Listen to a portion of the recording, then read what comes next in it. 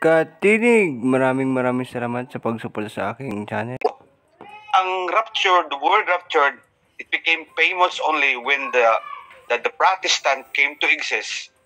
They went out from us, so they changed the rictus from the Latin or harpazo to rapture. Actually, kilala natin si Saint Jerome. He's the one who translated the Bible from Hebrew, Greek to Latin. So ang ginamit at that time is Latin, is rictus talaga. And it was famous during the medieval time. That was early 400 years, no? From the time of Jesus Christ, then 400 years. Latin Vulgate talaga ang ginamit because can be easily understood and it has emotion when we translate from Greek to Latin. Kaya nga famous ang Latin. Now, but anyway, tingnan muna natin yung perspective ng mga Protestante regarding rapture because this is very famous, no? Even when I was a Protestant before, I preached about rapture of the church, but not of our end-time prophecy, no? Yeah, end-time. Ang tawag namin doon is eschatology. So, end-time study about the coming of Jesus Christ because related itong rapture, tribulation, the coming of Jesus Christ, and the reign of the Antichrist, and the millennial kingdom of the Lord Jesus Christ. So, isa-isahin natin ito, but isum up na lang natin kasi if we're going to discuss one by one, baka bukas pa tayo mag-end up, no? But anyway, ito ang senaryo ng mga Protestante.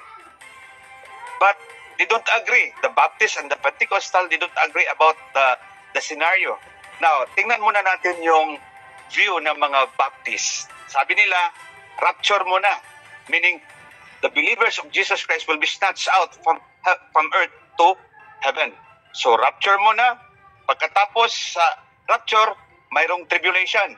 Yun ang mga arrangement nila. Ang tawag doon is pre-tribulation. Before the great tribulation, rapture muna. Yun ang view ng mga Baptist.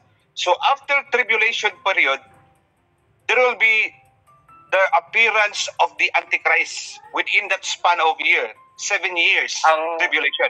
Sorry bro, ang tribulation, di ba ang tribulation yun yung parang persecution, tama? Tama yun. Persecution of the believers. There will be economic chaos.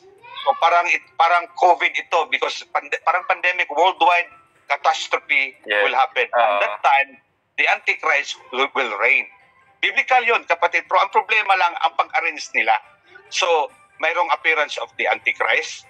Then pagkatapos naman, another tribulation naman. So, after the appearance of the Antichrist, mayroon namang rapture uli. Rapture, that is what they call middle tribulation within the 3.5 years, because the first 3.5 years is the wrath of Satan, then tribulation again, then the another remaining 3.5 years is the wrath of God. So hindi sila magkaintindihan dito. Kasi sabi ng Baptist, rapture muna before tribulation.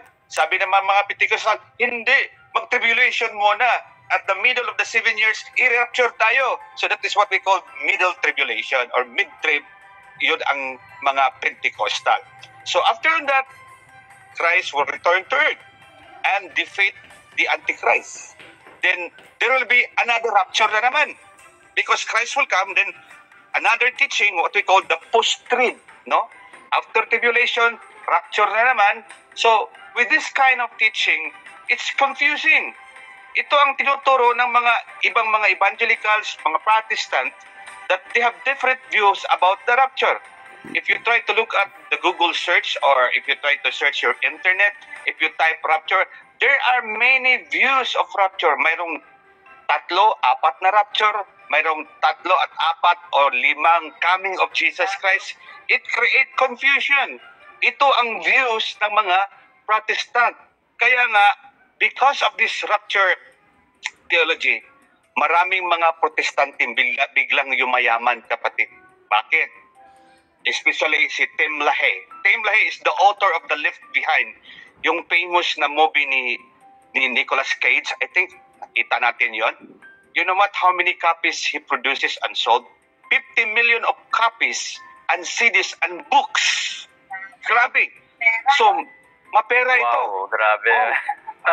The product is Jesus Christ produkto nila si Jesus about the end times, syllable talaga. So, biglang yumaman si Tim LaHaye at saka yung mga ibang protestante at the time because syllable ito. You know, left behind. Sino ba yung ma-left behind? Sabi nila, i-rapture yung mga Protestant, mga born-again believer. Ang ma-left behind ay yung mga taong hindi sumamba kay Lord, nagsimba ng mga Diyos-Diyosan. They are referring to the Roman Catholic. Because billions Pero, of the Roman Catholic... Tinuro ba to ni Martin Luther? Tinuro yan ni Martin Luther. Well, in fact, Martin Luther is the one who quoted the Bible. Sabi niya na ang Vatican City is the throne of Satan. From Edwin Leroy, from the famous theologian from the Protestant view, sabi nila na ang Papa sa Roma ay demonyo at ang Vatican City ay trono ni Satanas. And this kind of bellicose rhetoric against the Roman Catholic spread all over Europe. And not only that, especially the